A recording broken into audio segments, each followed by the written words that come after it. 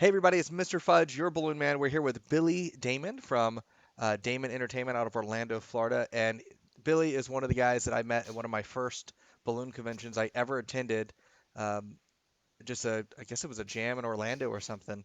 And Billy, say hello to everybody. Let us know a little bit about who you are. Hi guys, how's it going? I'm in Orlando right now, based originally from New York, where I was the bar mitzvah king for the longest time, and other shows as well. And then I moved to Atlantic City, and I had a 15-year run in Atlantic City. Oh, that's awesome. So now you hear of Atlantic City. Well, let me rephrase that. I hear of Atlantic City, and that's like the step before Vegas or the second Vegas or something? Like what was that like performing in Atlantic City? It, it's the East Coast of Las Vegas. There are 13 casinos in Atlantic City. I performed at most of them, That's cool. mostly the special events and stuff like that. I was resident magician at Tropicana Tropicana Casino Hotel for 5, 6 years, and then resident magician over at Showboat Casino Hotel for the rest of like 9 years. Um, I did all my magic show there. I did stilts and balloons, and I emceed all of their shows. I emceed bingo, all that kind of stuff. That's It was a great time. so when you say you're the resident magician, were you doing like small stage shows, big stage shows, walk around magic? What type of stuff were you actually doing? Actually, it was a little bit of everything. I did some stuff on the stage in at the showboat at the Basin Street Follies was the big show that they had there. And then I also did I emceed all of their slot tournaments and bingos and everything else that they needed an MC for, and all the sweepstakes that they had as well. I've given away millions and millions of dollars. That's, I wish I could add that to my resume too. Just having it to Yeah. give away. That would be great. I didn't even get a percentage of it though. Bummer, bummer, man, bummer. Now, yeah, I was gonna say you mentioned MC. I've seen you MC some stuff for conventions, and I mean you were pretty okay. Like you kind of knew what you're doing, but I guess it sounds like you've had plenty of experience in Atlantic City. Oh yeah, I did it for a long time there, and I worked with let's see, I worked with a bunch of the Miss America contestants and winners. I also worked with Alex Trebek and Rod Rowdy, and trying to think who else was there. Um, it was, like I said, it was really good for me. I got to meet a lot of my favorite stars. I opened the Showboat many years ago with Bob Hope. Wow. And so I got a chance to meet him. Also got a chance to meet George Burns and Frank Sinatra and a whole bunch of other people. Eliza Minnelli. I did her birthday party. That's so cool. So you mentioned MC. What would you say is the top skill required to be an MC? You have to, number one, you need to have an internal clock Okay. so that you know when they say, all right, we need 5 minutes. It's like, okay, so 5 minutes, I can talk and talk about the same thing over and over again for 5 minutes, and then all of a sudden say, okay, and now to you, Joe. But what do we got? What do we got going on? That's awesome. So it's the internal clock is And to be engaging with the audience. okay. So if someone decided that they wanted to MC, they wanted to, instead of being a DJ, instead of being a magician or a balloon guy or whatever else, they wanted to move into this MC world, what advice would you give for them? Um, it's all about performances. Like Jeff McBride always said, it takes 1,000 or 10,000 performances to have one good one, and it's true. You need the experience in order to be able to do that. I was really lucky. As I said, I was there in Atlantic City, working with some really talented people, able to pick up little bits and pieces of knowledge from all these people. But in the meantime, I was out there working almost every day. I was out there doing something, And how did you and how did you get it takes started? that kind of. I'm sorry. How did you get started working? Like what's your Well, I backstory? was in Atlantic City doing my magic shows and doing some trolling performance for them. I used to do a lot of character work for them as well. And from there, they said, "Hey, can you do this?" I was like, "Yeah, I can do that." And then the more I started getting involved with it, the more my name spread to the other casinos. And I would do New Year's Eve parties and other special events. I did a lot of work with the Sands casino hotel as well. As I said, I mentioned I did a birthday party for Liza Minnelli, and that was at the Sands Hotel too. And also Sands is where I met Frank Sinatra. So who's the coolest person that you met? Uh, yeah, Like, give us a good there's a bunch of story. people that were really, really cool, and then a couple of people that weren't so cool, or not as cool as I'd like them to be. Yeah. I have to say, that's a hard question. I've met so many people, and most of them were really, really cool. Again, there's only been a handful of people that I met that I didn't really like, and Buddy Hackett was one of them. I worked with him actually in Vegas at Caesar Palace. Well, if it makes you feel Not a better, I very don't know nice who it guy. is. Okay. He's not good enough for me to know, so it's fine. He was probably There you go. Buddy hack, Hackett is Hackett an the old hack, right? comedian. I'm gonna get That's it. yelled at later because someone's gonna love him. Okay, so that's fine. Well, that's cool. So now you were working in Atlantic City, and then what happened? Why did you leave? Like, why leave in the? It sounds like it was a Well, good the gig. recession hit. The recession hit back in 2008. So it's 2008. And once the recession hit, people stopped spending money, and the casino started cutting back. So I went from having a job where I was working 5 days a week to working 5 days a month. Wow. And none of the other casinos were hiring. Nothing was happening in Atlantic City because of the recession. Everyone was, scrimping and saving their pennies. No one was gambling because that's not an essential business to go to gambling. So then at that point I decided, well, I can go anywhere. Do I want to go to Vegas? Nah, too many out-of-work magicians there. Do I want to go to California? Nah, I don't want to do that. And I decided to come to Florida because my parents are here and my kids need to know their grandparents. That's awesome. And I'm here when they need me, which is what's happening now. I'm taking care of my parents now. That's And so I'm here. I don't have to worry about flying back and forth to anything. Anything goes wrong, I'm only 10 minutes away now. That's fantastic. It's so great being an entertainer and being able to build that type of freedom in your schedule when you want to. So Hmm. that's super awesome. So, like when you moved to Orlando, you no longer are working casinos because there are not casinos in Orlando. I mean, I don't know how many Well, Seminoles. actually, right outside in Orlando, right by Tampa, is the Hard Rock Casino. Yeah, so it's yeah, And I did near us we do and I have did the a bunch of MC work for them. okay. It's really funny because I walked into the Hard Rock Casino and I made an appointment with the entertainment director there, Yeah. who's also the marketing person. Everybody wears different hats there. And I walked in and she said, when I was on the phone, she said, "Oh, just leave your information at the desk and I'll have them send it up to me," which means that it's just going to go into the circular file. Yeah. And I said, all right, well, if you happen to have anyone in this building that has ever worked in Atlantic City, tell them that Billy Damon was here and ask them about me, which was a bold move on my part. Yeah. But it just so happens that one of the executives of security there was in her office at the time. And he said, and he was also security director in Showboat Casino, and he said, Billy Damon's here, hire him. Oh, that's And awesome. that's how I get my foot in the door there. I Yeah, bet he got and a that's how I get box my of foot in the brownies door. or something, huh? Yeah.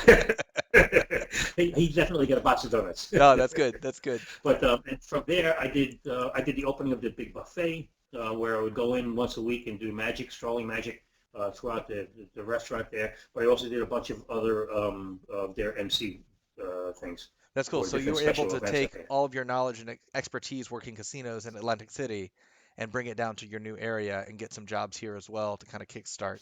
But I assume other than Well, that, you had to fill in some yes more. and no. Yes and no, because when I came down here, to be quite honest, it was culture shock. Okay. Especially as compared to what I was making in Atlantic City versus making down here. Okay. And then, like I went in to, get a job with Universal, and I showed them all my stuff and everything else. Like, oh my God, you're amazing. We're going to come in tomorrow. We'll put you right through orientation. We're going to put you right into the carnival area. You'll be perfect there. You can do your magic, you do your stills, you do everything. Blah, blah. So like, okay, great. I came in the next day. I'm filling out the papers, and I'm like, wait, this says $7.50 an hour. Well, yeah, that's all of our performers start that way. I was like, I can't do that. I have a family. Why would you do that to me? So, but I started doing special events here. When I first came to Orlando, I couldn't really get that much work doing the magic or the stilts or any of the stuff I normally do, but I was able to get some business doing the balloons.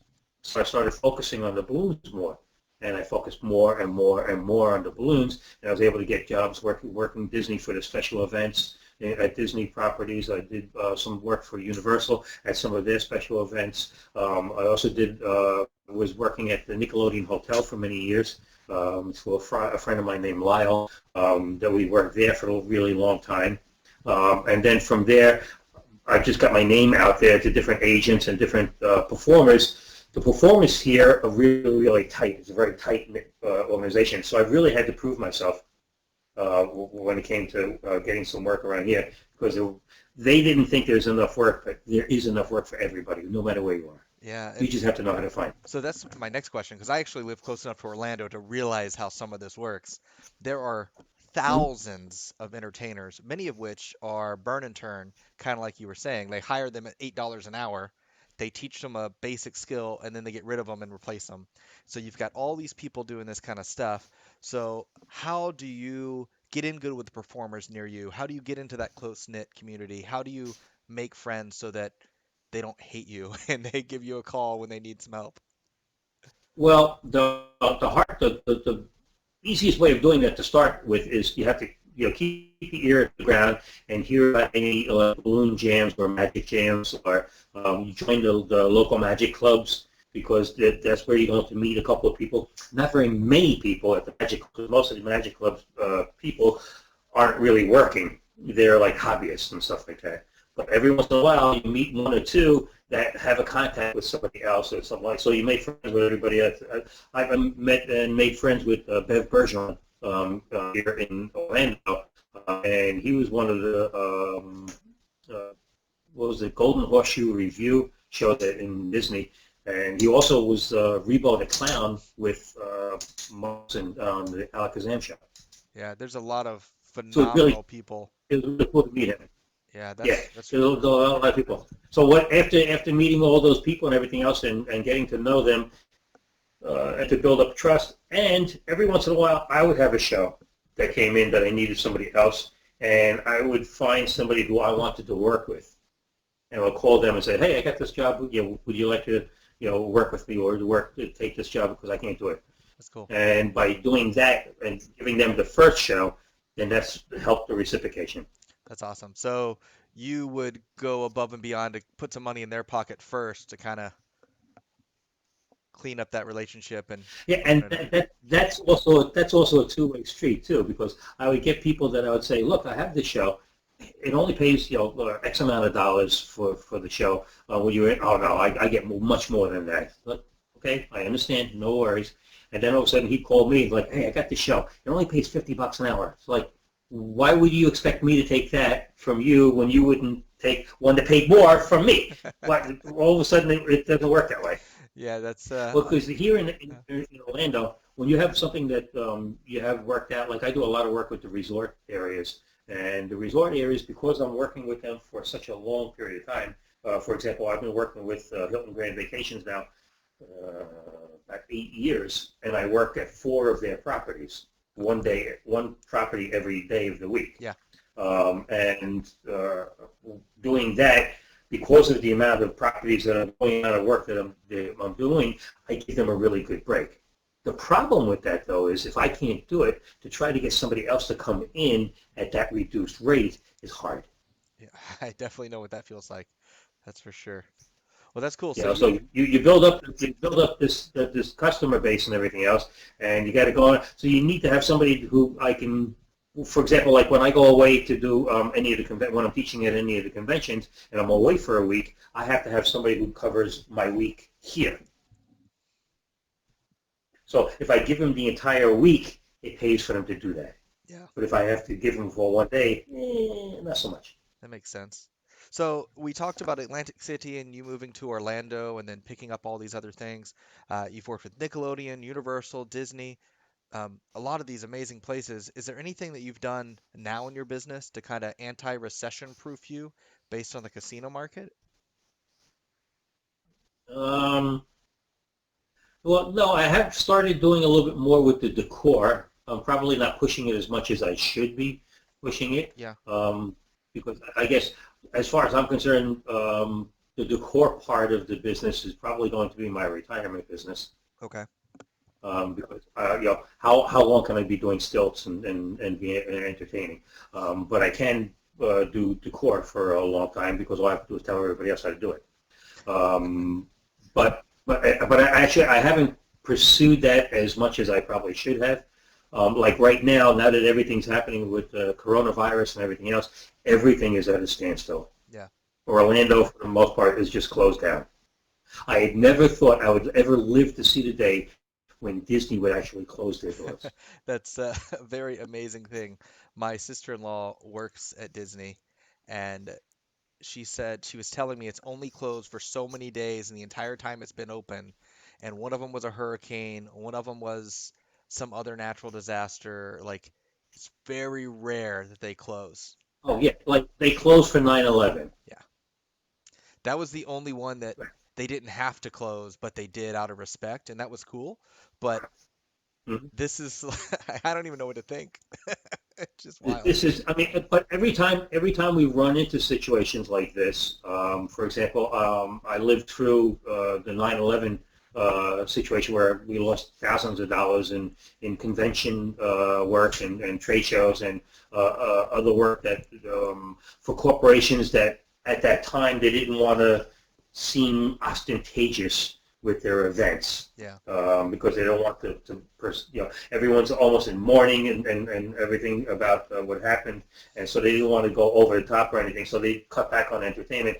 And then the recession came in 2008, and that was another time where everything got cut. Even the companies that had the money didn't want to really spend the money, out of consideration for everybody else. Yeah. So everything got cut back. And now this is another example of a major event happening, and the first thing that gets cut is always entertainment. You know, you say that, and it was funny because when I started entertaining, one of the things that I really thought to myself was even the Great Depression, entertainers made a ton of money. Like there were entertainers that felt bad because they made so much money while people couldn't afford to feed themselves. So I used to think, oh, don't worry, no recession is going to destroy entertainment. Entertainment will always survive, just be better than the other guy. And now we have a virus outbreak, which is just the exact Right, opposite. right. But the only entertainers that were making money during the Depression was Chaplin and Buster Keaton and all these huge, huge names that had already had huge names, and they already had a huge bank account. So it didn't really make a difference to them. They didn't really lose anything at that point. And yes, there are people that was still needed to smile, and it is an escapism kind of thing, as far as shows are concerned. But as far as the smaller private parties and the other conventions and trade shows and other shows that we're doing, that'll be the first thing that gets cut. Yeah. So, as a general rule, I haven't really talked to anybody about this virus because, frankly, I think it's going to pass. But since we've covered kind of some rebranding of yourself and reinventing into different locations, I think it kind of is relevant. So, I'm going to ask you as well because we're coming out of this pretty soon. What are your thoughts on this? Do you think it's just going to go back to normal, or will we have to rebrand in some way? I would like to think that it's going to go back to. I mean, there'll always be caution in the back of everyone's head now, Yeah. because this is a major hit. So everyone's always going to be thinking about it. I mean, they'll be telling their grandchildren about, oh, the big virus of 2020. We're living it right now. These are the things that people will be talking about for 100 years from now. Yeah. Of what's happening here. But I do believe, and I'm hoping, like you said, that we're at the cusp of it where it's going to be starting to turn around now. I'm hoping that that's the case too, because I think as soon as this is over, people will be like, "Yay, we made it! Yay, let's party, let's have a good time," and things should go back, and people Yeah. start going to the casino. I mean, going to the casino, going to Disney and Universal again, and everybody will be back to business. But like I said, there'll always be that little hesitation in the back of their mind. So, I'm only bringing this up because it's partly relevant. Uh, I think you and I both were in a balloon inflation contest back in forever ago. Was that you? Probably you. I'm gonna say it's you. But So Yeah. I know you can mouth inflate. Did you mouth inflate when you were working otherwise? I know I did for When I years. was working, what? Did you mouth inflate mostly working with balloons? I still mouth inflate. Okay. So are you During the virus, though, I've not been mouth inflating. okay? I've been using my pumps to inflate out of respect, Yeah. Now, do you think that's and something that we're gonna have just to stick with? Because I will tell you that mouth inflating for me is way quicker by far, and it's more absolutely. entertaining. That's all. You've seen me work before. I always do two at a time, only because it's really quick. Everything that I do is more than one balloon, so I need two balloons at a time. Yeah. So I'm constantly blowing up two balloons, and I'm already ahead of. I have not found a pump that can keep up with me. Yeah.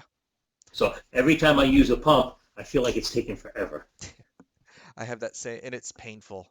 You guys that don't mouth inflate, it is painful to watch. Like yeah, because it just seems to take forever. I Yeah. mean, if you use the hand pump, you're like, okay, now it's time to tie and start making it. Yeah. Where before, just and you start working. That's wild. So I'm actually looking into they had some electronic pumps too. So I've got the Magaloon, I've got the Legenda pump, I've got a couple of different things. I'm curious to see if there's a faster pump that'll be coming out because of that, just to try to catch up based on the non-mouth inflating stuff. I don't think that the virus is the cause of the faster pump. I do believe that there are other companies that are coming out with pumps that'll be a little bit faster and a little bit better because of the impact that Legenda has had on the industry. That's a good point. Legenda came in and took over the industry as far as pumps are concerned. Yeah. People that had pump business, Precision and Alconwin and Premier and a bunch of other people, they're all struggling now to try to catch up. When actually they all had calls from us saying, look, if you did this, it would be better. If you did that, it would be better. No, it's fine, just the way it is. And then Legenda came out with all the improvements that we said, and they went, oh, all right, maybe we should have listened. Yeah. It's unfortunate when big business doesn't listen, so Mm-hmm. I'll just kind of quietly contemplate that for a minute and move on. But speaking of big business, one of the largest balloon distributors out there, Pioneer, has Qualatex balloons, and you are actually an Mm-hmm. instructor for them, right? Yes, I am. So can I'm an instructor and also the Jambassador. the I run all the Jambassador. balloon jams at the So convention. Yeah. so Jam, I'm gonna write that down. Jambassador. Mhm. That's fantastic. So do Mhm. they send you out to conventions to run the jam rooms? Oh yeah. I've been traveling. Well, this year here I did maybe three different conventions for them. The year before that I did five different conventions for them. I'm also going to be working with them for the next World Balloon Convention. That's great. Are you going to be doing the Qualatex convention that they're doing online here in a little bit? Yes, Awesome. yes. So Segment number 45, I think it is. segment Yeah, I'll 45. be. Wow. Okay. How many segments Well, are there? they have it 5 days, 24 hours a day. Wow. So is that just going to They be and everybody watching one segment? everybody has an hour. Wow. That's So if you take that, everyone's doing an hour, 24 hours a day, 5 days. That's a lot of teachers, and they're coming from all over the world. that's phenomenal. So you're what number?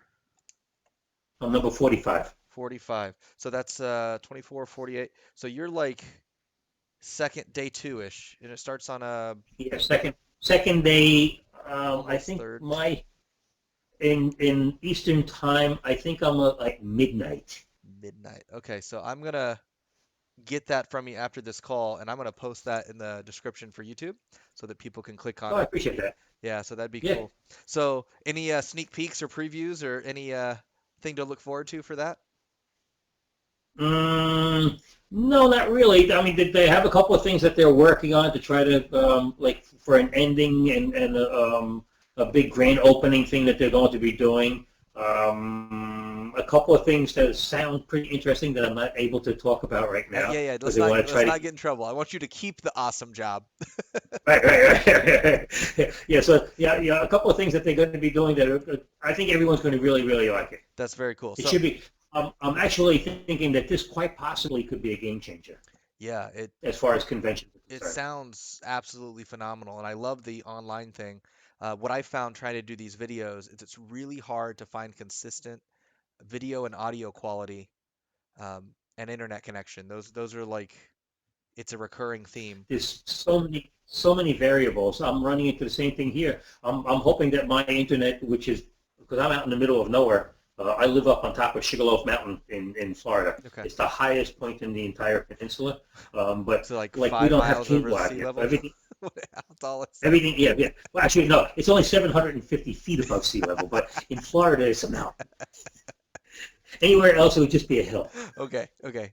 Just want to clarify that for people that actually have mountains around them. Right. They have mountains. We have hills. Yeah, yeah, yeah. But since there's nothing else to compare it to, it's a mountain. That's good. A big, nice view of Florida. So that's really cool. So I'm really looking forward to this QJam thing. So your Jambassador thing, you've been able to take your MC work, your entertainment work, your knowledge of the industry, and you've been able to push all that and really help with that stuff. That's really cool. Well, I've worked with them with Qualatex now or Pioneer for the past. This will be my third World Balloon Convention for them. One of the first ones I did for them was in New Orleans, and I was actually the spokesperson for them. I did all their television interviews and everything else. They worked out really, really well. As a matter of fact, I got a bunch of library shows because somebody saw me on TV there and said, "Oh, we want you to come to the libraries in that's Louisiana." fantastic. They're like, "Well, I don't know." But I booked 12 of them. So like, okay, I can do that. That's great. So just a random question. We're getting towards the end here, and I want to wrap up a little bit. Um, I had a gentleman ask me the other day. He said, "How do you end a line?" So I want to throw that at you. You've been performing for a long time. I know not all of your work is line work, but I know you've done line work. So when you're twisting balloons or whatnot, how do you end a line? Well, the easiest way for me, and this works with especially with Disney and stuff like that. Disney is really really good at ending the line. Like when they have all their characters and people come and taking pictures of it. Sorry, this is the last one. So what I do is when I know I'm in a situation where I'm going to be having a line, I put it into my contract that I need a volunteer from the organization to be the end of my line, so that I don't have to do that. Being the performer and everything, I shouldn't have to be the bearer of bad news Yeah. and say, "Oh, sorry, we're done." As far as they're concerned, the balloon guy, he wanted to keep on going, but this one here is the one who said he had to go. He's done. So if you have somebody else there to take the heat, it's much, much easier that way. Most cases, I'm able to get somebody to do that. Yeah. There are occasions where I'm not able to do that, and I just have to really regulate the line, watch the line, and say, "You're my last person on the line. When you get here, I'll make it something really, really cool. If anyone comes behind you, they get the cool one." Okay. I see. And so that A they're a little little bit incentive. more inclined. Yeah, that's great. They're a little more inclined to beat up whoever's coming up behind them. That's awesome. That's actually a really great way to flip that around a little Go bit. handle that. That's cool. So, I assume with Universal and Mm-hmm. Disney and Nickelodeon, you are able to get someone to volunteer at all of those locations because that's how they close all their lines, right? Well, actually they have people to do that. Yeah.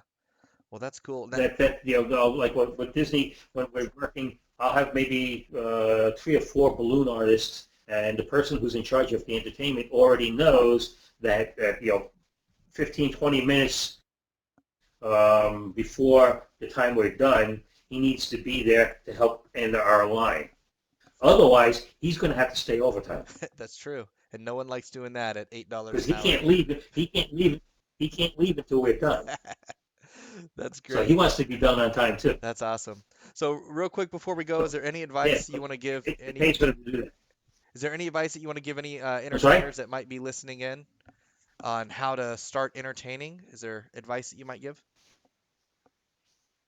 Um, at the very, very beginning, we mentioned doing 10,000 shows. Yep. That's what it takes to do a good show. Just get out there and work and get your name out there. At the beginning, of course, you're going to have to do a lot of charity work, which even charities have money. So don't be afraid to ask them for partial payment to take care of your supplies and your gas and stuff like that, because they have the money to do that. But by doing all those things out, the more you can be out there, the more you can be performing, the better a performer you're going to be. That's awesome. Well, thank you so much for taking time to chat with us today. I really appreciate it. I know everybody else listening in really loves hearing from other professional entertainers that have been doing this for a while. And you've been doing this. You want to tell them again how long you've been entertaining? In excess of 40 years. Yeah, so a little while, right? So there's a lot of knowledge, a A lot of little while. skill, and I will also say that you can have somebody that's been entertaining 40 years, and they only have so many hours of actual entertainment experience. But I know for a fact that Billy working in these casinos, working 6 and 7 days a week, and then even seeing how much he works now, it's not 40 years of a 20-hour a week job. It's 40 years of full-time entertainment. So there's plenty of knowledge and expertise coming here. This is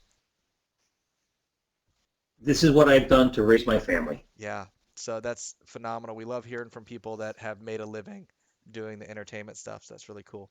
So thanks again for joining. And now, what do you do when you're not entertaining? Is there like a hobby or skills or some weird, crazy thing that no one knows about? No, not really. As far as I'm concerned, I really, really, really like working. That's awesome. So So when I'm not working, I'm trying to find more work. yeah. Well, that's fantastic. Well, hey, thank you so much. I'm going to wrap this up. Everybody else that's joining in, this was Billy Damon out of Orlando, Florida. It's Damon Entertainment, is that correct? Yep. Awesome. And what we'll do is we'll have him shoot over any of the websites or any of the links that he's discussed. If there's any YouTube channels or Facebook stuff, we'll post that in the description below. We'll shoot that over to you so you guys can see that. Thank you for joining us, and we hope you can step in and listen to our next conversation next time.